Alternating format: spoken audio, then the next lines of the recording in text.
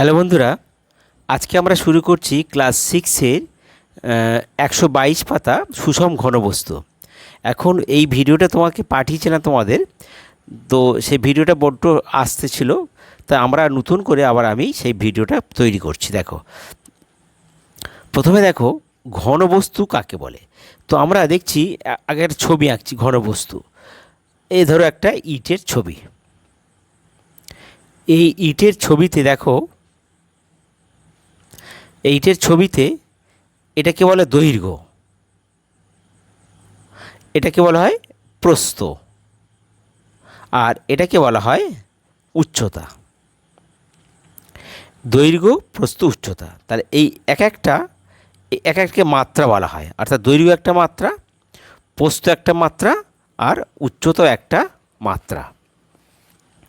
তাহলে আমরা ধরো এটাকে ইট বা বাক্স মনে করো, তাহলে ইট হলো একটা ঘনবস্তু। তাহলে এবার আমরা আসি যে ঘনবস্তু কাকে বলে। তাহলে আমরা বলবো যে তিনটি মাত্রা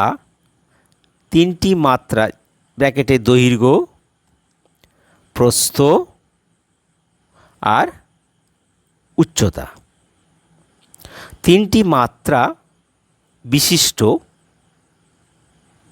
বিশিষ্ট যে সকল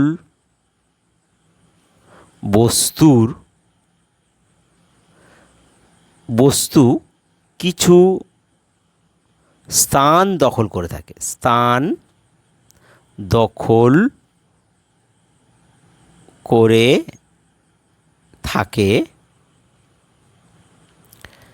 এবং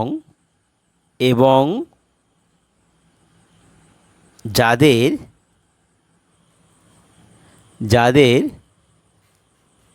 কিছুটা ওজন আছে, সেই বস্তুকে ঘনবস্তু বলে। যেমন দেখো, ইট, বাক্স, চেয়ার, বই, এদের দৈর্ঘ্য আছে, প্রস্থ, উচ্চতা আছে, এবং কিছুটা জায়গা দখল করে থাকে, এবং এদের কিছুটা ওজন আছে, তাই এদেরকে বলছি আমরা ঘনবস্তু। এবার দেখো ঘনবস্তুর প্রকারভেদ।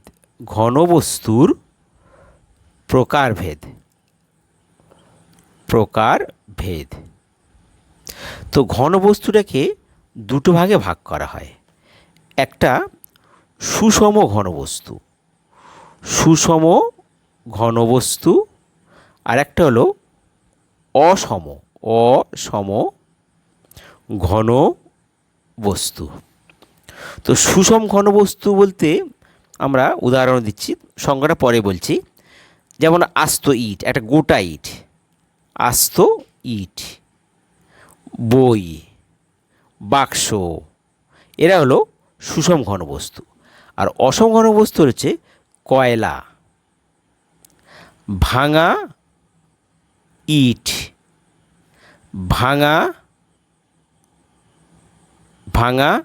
কাঁচ, এরা হলো অসম ঘনবস্তু। এবার দেখো, আমরা বলছি যে সুষম ঘনবস্তু কাকে বলবো। তো সুষম ঘনবস্তু মানে আমরা উদাহরণ দিয়েছি ইট, বাক্স। তাহলে কোনো ঘনবস্তুর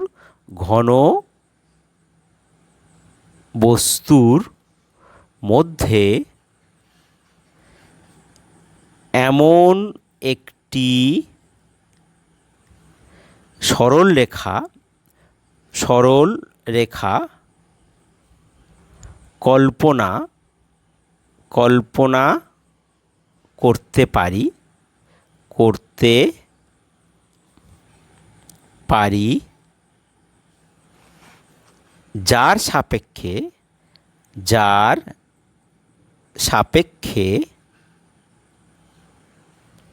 ঘনবস্তুটি সামঞ্জস্যপূর্ণ সামঞ্জস্য ইয়বর্গিঞ্জয় সামঞ্জস্যপূর্ণ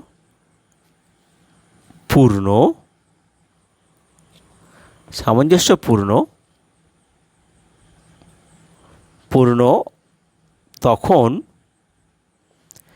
ওই ঘনবস্তুকে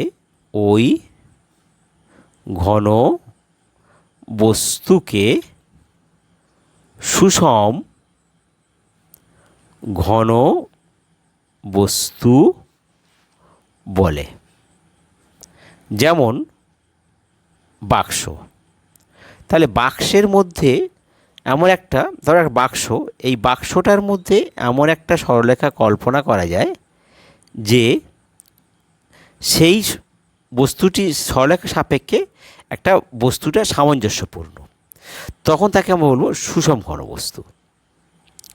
যেমন বাক্স, ইট, এগুলো সুষম ঘনবস্তু। এবার 4, এবার আসছে আমরা অসম ঘনবস্তু।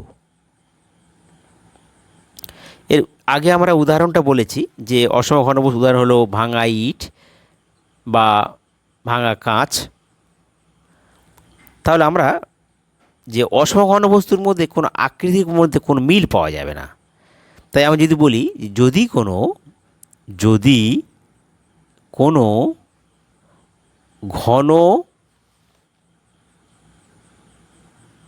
বস্তুর আকৃতির মধ্যে কোনো মিল না থাকে তাকে অসম ঘনবস্তু বলে। অর্থাৎ আকৃতি কোনো মিল নেই। যেমন আমরা বলতে পারি কয়লার আকৃতি কোনো মিল নেই, কিংবা ভাঙা ইট, এগুলো হচ্ছে অসম ঘনবস্তু। এবার দেখো আমরা প্রথম ঘনবস্তু আয়তঘনক। এখন আমরা যে বিভিন্ন আকৃতি ঘনবস্তুর কথা আমরা বললাম, ইট, বাক্স, আরও আছে কাঁপা, তো এই ঘনবস্তুগুলোর একটা জ্যামিতিক আকার আছে। সেই জ্যামিতিক আকার যেমন আয়তঘনক একটা ঘনবস্তু। এখন আয়তঘনকের ছবিটা কীরকম? আয়তঘনকের ছবি হচ্ছে ইটের মতো, ঠিক আছে? এটা হচ্ছে আয়তঘনক। ইট, বাক্স লম্বায়, যা দৈর্ঘ্যটা বড়, প্রস্থটা ছোট, এটা হচ্ছে আমাদের আয়তঘনক। এখন এই আয়তঘনকের উপরের যে পৃষ্ঠটাকে বলছি আমরা তল, নিচের পৃষ্ঠগুলি তল, এগুলোকে তল বলা হয়। এখন এই দুটো তলের সীমানা বরাবর এই রেখাকে বলা হয় প্রান্তরেখা। এটাকে বলা হয় প্রান্তরেখা। আর এইগুলোকে বলা হয় শীর্ষবিন্দু। এটা বলা হয় শীর্ষবিন্দু।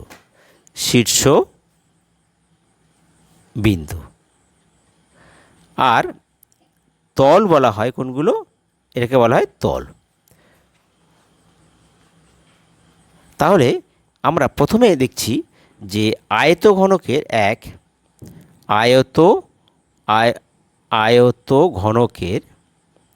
ঘনকের প্রান্তরেখা কটা হবে? দেখো প্রান্তরেখা, দেখো 1 2 3 4, 1 2 3 4, 8টা, আর 9টা, 10টা, 11টা, 12টা। তাহলে প্রান্তরেখা হলো 12টি। তল কটা? তল দেখো ওপর নিচে 1 2 3 4 5 6, তার তল হলো 6টি। আর শীর্ষবিন্দু দেখো ওপরে 4টে, নিচে 4টে, 8টি। এবার আয়তঘনকের তলগুলো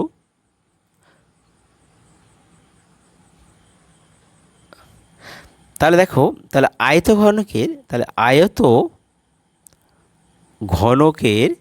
ঘনকের প্রতিটি তল সমতল। তাহলে এটা গেল আয়তাঘন। এবার এর উদাহরণ আমরা কী পাবো? ইট, বাক্স, এগুলো আমাদের আয়তঘনক। 6 নম্বর, এবার হচ্ছে ঘনক। ঘনক ঘনক কেমন দেখতে? ঘনক হচ্ছে আয়তঘনকের মতো, কিন্তু ঘনকের দৈর্ঘ্য প্রস্থ সবই সমান। অর্থাৎ এর উদাহরণ হচ্ছে ছক্কার ঘুঁটি, যেটা আমরা পাই খেলার সময়, যার প্রতিটা তল বর্গাকার। প্রতিটা তল বর্গাকার। তাহলে এটার ক্ষেত্রে কী হবে? তাহলে ঘনকের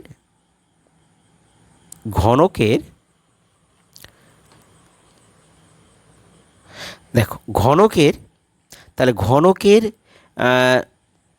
শীর্ষবিন্দু কটা হবে? তাহলে শীর্ষবিন্দু, তাহলে দেখো ঘনকের শীর্ষবিন্দু আয়তঘনকের মতো 1, 2, 3, 4, 5, 6, 7, 8টা, এক্ষেত্রেও 8টি। প্রান্তরেখা, যেটাকে প্রান্তরেখা বলা হয় সেটাকে আবার ধার বলা হয়, আবার সেটাকে বাহু বলা হয়। তো প্রান্তরেখা বা ধার হলো তাহলে কত? সেই 4টে, 8টা, 9টা, 10টা, 11টা, 12টা, এটাও সেই 12টি। আর ধার হলো এবার তল সংখ্যা কটা হবে? দেখো 6টা, 1, 2, 3, 4, 5, 6, তাহলে 6টি। আর ঘনকের প্রতিটি তল বর্গাকার এবং সমতল। বর্গাকার তো বটে, বর্গাকার এবং সমতল।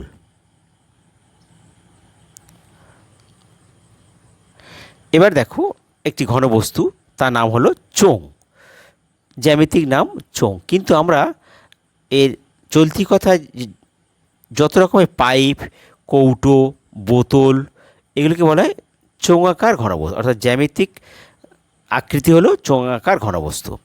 তা এই যে চোঙ আছে, দেখো এই চোঙাকার ঘনবস্তুর এর ক্ষেত্রে কিন্তু কোনো শীর্ষবিন্দু নেই। তাহলে চোঙাকার ঘনবস্তুর তল হচ্ছে দুটো, একটা হচ্ছে সমতল আর একটা হলো বক্রতল। দেখো এই পোর্শনটা সমতল, আর যেটা আমরা ধরছি সেটা বক্রতল পাইপটার। তাহলে সমতল হচ্ছে আমার 2টি আর বক্রতল হচ্ছে 1টি। তাহলে মোট কত হলো? মোট হলো 3টি। তাহলে চোঙাকার ঘনবস্তুর তল সংখ্যা হচ্ছে 3টি, যার মধ্যে 2টো সমতল, একটা বক্রতল। এক্ষেত্রে এর কোনো শীর্ষবিন্দু নেই বা প্রান্তরেখা নেই। তো এর উদাহরণ কি? উদাহরণ হিসাবে কী আমরা বলতে পারবো যে পাইপ, যত রকমের পাইপ, পিলার, ইটের পিলার, কংক্রিট পিলার, গোল পিলার যেটা বলি, কলম, তারপরে বোতল, কৌটো, এগুলো সবই কিন্তু চোঙাকার ঘনবস্তু।